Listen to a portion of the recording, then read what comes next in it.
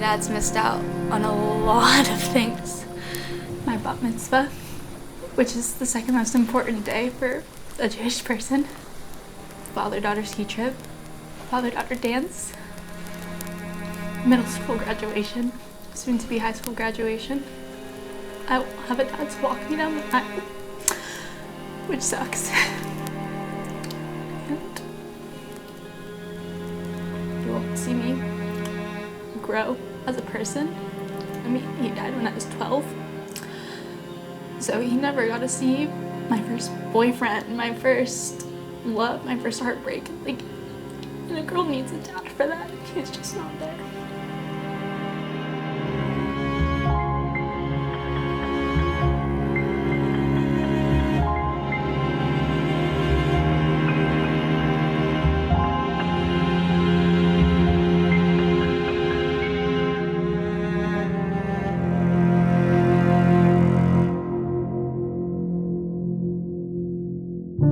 I was always a daddy's girl, for sure. I was so close to him. He was like my best friend, my role model.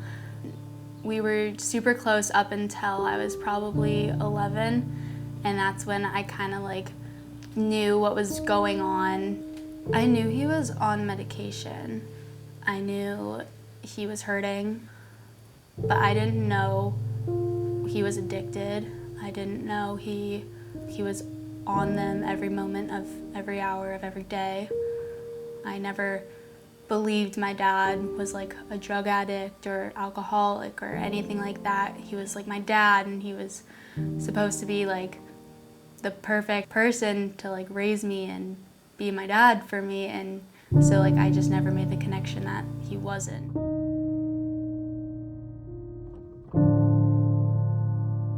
He came out to Arizona in November for Thanksgiving because he hadn't seen his brothers, his mom, all of our relatives in years. And so he flew out and we were all having dinner, and I overheard him asking my uncle if he had our grandpa's handgun. His excuse was he just wanted it for like keepsake. I never made a connection to that or like worried or anything. Like that never crossed my mind that like meant something. But then for Christmas, we had a family game night like we usually did, at least once or twice a visit, and we were making a puzzle. And out of nowhere, he just said to me, "Suicide is a permanent solution to a temporary problem." And then the next day was Christmas. I was in the bathroom, and my dad knocked on the door, and I opened it. He looked at me and said, "Do you see this?" And I said, "Yeah," because I had no idea what it was. I just saw it. And then he went down to where my brother was in the office, and he said the same things, I'd assume, and all of a sudden an argument broke out between them, and there was just cussing and screaming, and that's when I started to kind of get worried. And then my brother came upstairs to the bathroom where I was, and he told me, "I think Dad's gonna kill us and then himself." And that's when the whole situation kind of made sense to me. The argument, what he showed me, the puzzle the night before when he told us that suicide's a permanent solution to a temporary problem, Thanksgiving when he asked for the gun, it all clicked right then. And that's when I got really scared for my own life, my brother's life, my dad's life, his girlfriend's life. I locked myself in the bathroom. My brother ran outside barefoot, and I was alone in the bathroom. Jody and my dad were in the room right next to me, and all of a sudden I just heard, John, don't," and he just kept blaming me and my brother, just cussing, just saying how we don't care, we're selfish, we're liars, we're terrible things. And then I heard a gunshot, and I thought it was Jody at first, but then I heard her talking again, and she sounded fine, uninjured, so I knew it wasn't her. My brother told me later on he thought it was me, the first gunshot, but it wasn't. And then a few minutes later I heard another gunshot, and then I heard a flop to the floor, and so I knew it was him. There was this terrible sound. It was like coughing and snoring and choking. The whole floor was stained dark red, and he was on his side, coughing up more blood. I still had hope, though, that he would make it. But then when I saw him come downstairs in the gurney, I wished I could have seen more of him than what I did. And when we got to the police station later that night, she told us that he didn't make it. And that's when I just thought, like, I don't know, I didn't know what life would be like without my dad around.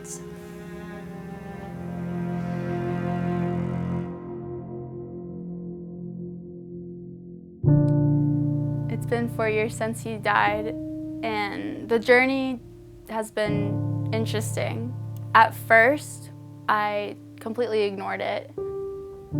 Then I'd say a year into it, and that's when I started to really get upset about him and missing him. I took it more personally. That's when I started to get so jealous of all my friends' relationships with their dads, and that was something I really wish I had.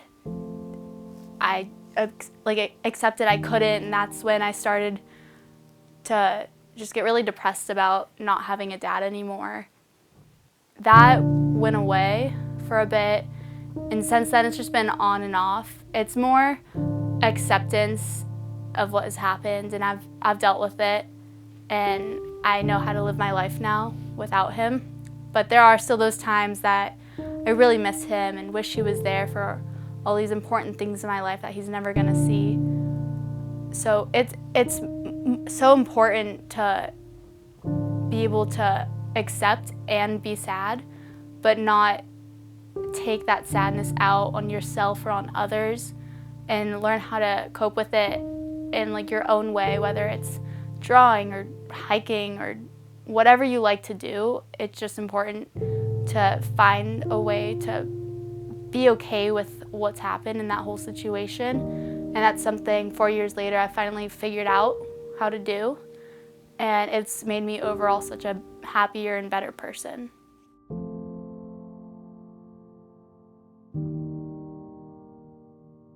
I'm not the only one who has been through so much trauma.